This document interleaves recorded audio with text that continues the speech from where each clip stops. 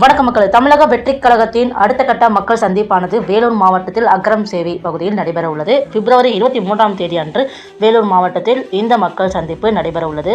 வேலூர் மாவட்ட மக்கள் சந்திப்பிற்கான முறையான நடவடிக்கை பாதுகாப்பும் எடுக்க வேண்டி வேலூர் மாவட்ட ஆட்சியாளரிடமும் அந்த மாவட்ட கண்காணிப்பாளரிடமும் காவல் கண்காணிப்பாளரிடமும் கடிதம் எழுதப்பட்டுள்ளது அனுப்பிச்சிருக்காங்க. அதாவது இந்த கடிதம் வேலூர் மேற்கு மாவட்ட செயலாளர் வேல்முருகன் அவரிடம் கடிதம் எழுதி கொடுக்கப்பட்டுள்ளதுங்க. இதை குறித்து அவர் அளித்த பேட்டி என்னன்னா, வரும் பிப்ரவரி 23ஆம் தேதி வேலூரில் மக்கள் சந்திப்பு கூட்டத்திற்காக தவிக தலைவர் விஜய் வரவிருக்கிறார்.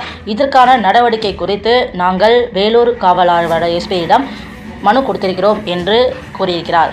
வேலூர் மாவட்ட காவல்துறையினர் கொடுக்கும் நிபந்தனைகளை 100% மக்களும் நாங்களும் கடைபிடிப்போம் என்றும் 33 ஏக்கர் அது அதில் பிரம்மாண்டமாக எந்த ஒரு மக்களுக்கு எந்த ஒரு இடையூறு இல்லாமல் பக்காவாக ஒரு 32 பேரிகார்டு மாரி போட்டிருக்கோம். ஒரு பேரிகார்ட்லையும் ஒரு சின்டெக் டேங்கை வச்சு அதில் தண்ணி கொடுத்து 1 லட்சம் தண்ணீர் பாட்டில் மக்களுக்கு தேவையானது அடிப்படை வசதி எல்லாமே மருத்துவ முகாம் டாய்லெட் வசதி அதாவது இது முக்கியமானாக்கா வயதானவர்கள், பெரியவர்கள், குழந்தைகள், கர்ப்பிணிகள் யாரும் வர வேண்டாம். இதுதான் எங்களுடைய தாழ்மையான வேண்டுகோள்.